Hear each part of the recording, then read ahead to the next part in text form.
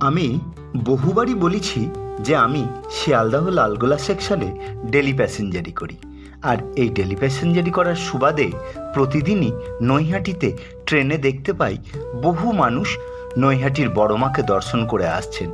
মাথায় সিঁদুরের টিপ, তিলক, বড়মা লেখা হরফ, মাথায় ফেটটি, খুব ভক্তি ভরে নৈহাটির বড়মাকে সবাই দর্শন করে আসেন। আমারও মাঝে মাঝে ইচ্ছা হয় যে এই তো নৈহাটিতে এসেছি, এই তো নৈহাটির ওপর দিয়েই যাচ্ছি, যাই না একবার মায়ের দর্শন করে আসি। দেব দর্শন বা দেবী দর্শন কি ভাগ্যে না থাকলে হয়? আমি মনে মনে করলেই কি আর হয়? তা হয় না। এই সেদিন আমার স্ত্রী এবং দুই সন্তানকে নিয়ে, দুই ছেলেকে নিয়ে গিয়েছিলাম কল্যাণী এইমসে একটু ডাক্তার দেখানোর জন্য। তা সেদিন ঈদের পরের দিন ছিল বলে বেশ কল্যাণী এইমস ফাঁকাই ছিল। সেই জন্য আমাদের বিশেষ একটা সময় লাগলো না। অন্যদের শুনেছি অনেক সময় লাগে। যাই হোক, হাতে দেখলাম প্রচুর সময় রয়েছে। আর গিন্নিকে বললাম, যাবে নাকি একবার বড়মার দর্শন করতে? গিন্নি তো এক পায়ে খাড়া, এত দূর এত কাছে চলে এসেছি, আর একবার বড়মার দর্শন করবো না?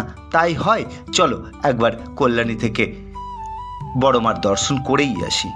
এই বলে আবার আমরা কল্যাণী থেকে নৈহাটিতে বড়মার দর্শনে চলে আসলাম। বড়মার দর্শনে এসে বিশেষ একটা ভিড় ছিল না। বিকাল, তখনও মন্দির খোলেনি। বাইরে একটু অপেক্ষা করতে হলো। বাইরে অপেক্ষা করার পর মন্দিরে ঢুকলাম। বড়মার দর্শন তো আপনারা এই নেট দুনিয়ায় খুবই করছেন, খুবই দেখছেন।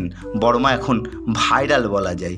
সেই ভাইরাল বড়মাকে আমিও দু চোখ ভরে দর্শন করলাম, খুবই তৃপ্ত হলাম। আগে এই মূর্তি ছিল না। এই মূর্তি বেশ কিছুদিন হলো, হয়তো বছরখানিক হলো এই মূর্তি প্রতিষ্ঠিত হয়েছে। কোষ্ঠী পাথরের মূর্তি, অপরূপ সুন্দর বিগ্রহ। ভিতরে ছবি সামনে থেকে তুলতে দিল না, দূর থেকেই ছবি তুললাম এবং আপনাদের জন্য শেয়ার করলাম। বেশি ভিড় বিকালের দিকে থাকে না, ভিড় থাকে সকালের দিকে, বেশ ভিড় থাকে। একজন বলছিল প্রায় প্রতিদিনই হাজারখানিক ভক্তের সমাগম হয় এখানে। অবশ্য আমাকে খুব একটা ভিড়ের মুখে পড়তে হয়নি, তার কারণ ফাঁকাই ছিল। বিকালের দিক বেশ ফাঁকা ছিল। আপনারাও দর্শন করে আসুন, খুবই ভালো।